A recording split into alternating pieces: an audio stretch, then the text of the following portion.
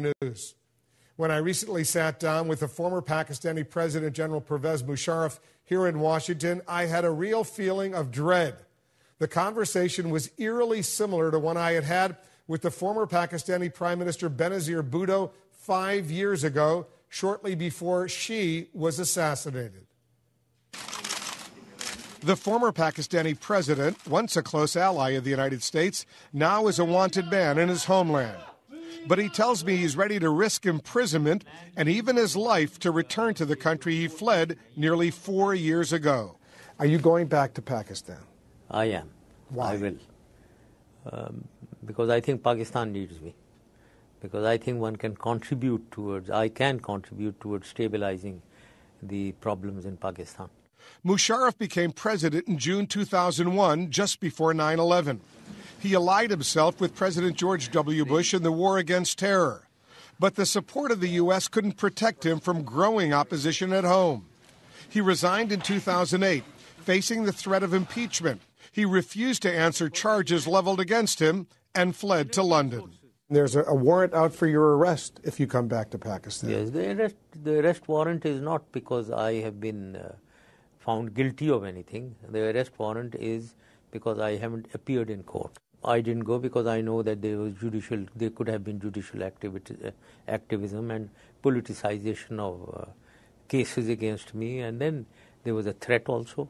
Now that I've seen what is happening in Pakistan, I believe I have to take the risk to go back, and in that I have to fight the cases in the courts. There were all sorts of charges pending against the nearly 70-year-old Musharraf, including illegally detaining judges and even their families. The crackdown led to huge protests by lawyers who clashed with police.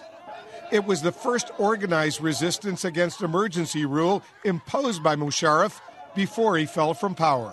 In my opinion, as someone who has studied Pakistan, has been to Pakistan, the best case scenario, if you go back, you'll be arrested from your perspective. The worst case scenario is that threat will materialize and that someone will kill you. How worried are you about that? Well, you are correct on both counts. But if I get arrested, that doesn't mean that I'll be remaining in jail for the rest of my life, because the cases against me are all trumped up and politicized cases. In legal terms, they have no feet to stand by. So therefore, I'm going to fight them in the courts, and I'm reasonably sure that we'll win the cases, because there are no cases actually against me. Do you want to go to jail in Pakistan? Is it worth it to go back, to wind up and spend at least a few years in a prison? And I don't think, I don't think that will happen. I mean, I don't think so. But the other option is even worse. They will kill you. Someone will kill you in Pakistan. And you must be scared to go back. You haven't been back there in, 3-4 years? Again, now, you see, we are taking a doomsday scenario where we are taking the worst. I don't think this worst will happen. Now, as far as somebody trying to kill me, yes, indeed, I have to take security measures, which I will. And although I can say that there isn't 100% guarantee of security, but we'll try to maximum security I'll take. And I hope that such an extreme outcome will not take place. I reminded Musharraf that I had an eerily similar conversation with former Prime Minister Benazir Bhutto in 2007 in Washington, before she returned to Pakistan after 9 years in self-imposed exile. She was assassinated, just like her father before her. She told me she knew her life was on the line. Yeah, your family has a history, unfortunately, a tragic history of assassination. I know the past has been tragic, but I'm an optimist by nature. I put my faith in the people of Pakistan. I put my faith in God. I feel that what I am doing is for a good cause, for a right cause, to save Pakistan from extremists and militants and to build regional security. I know the dangers are there, but I'm prepared to take those risks.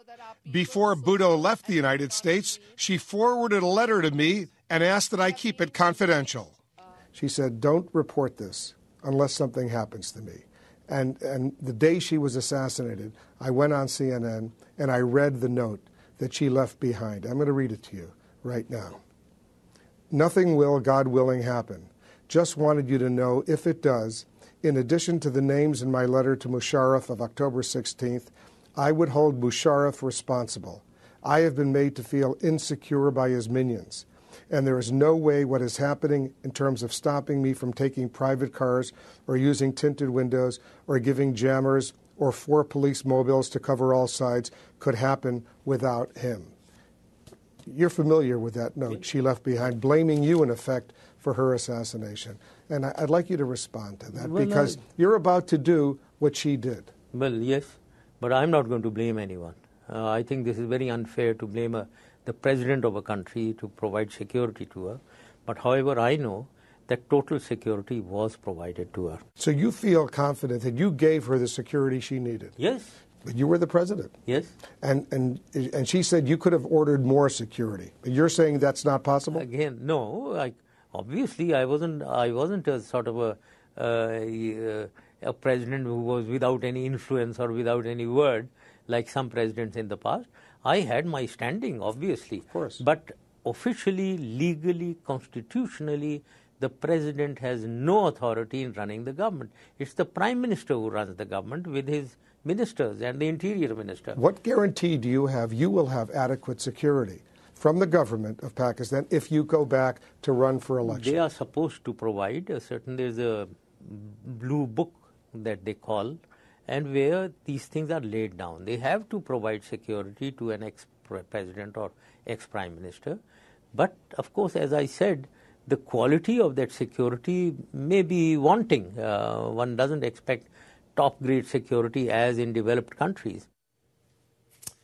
General Musharraf says he will fly back to Pakistan in March.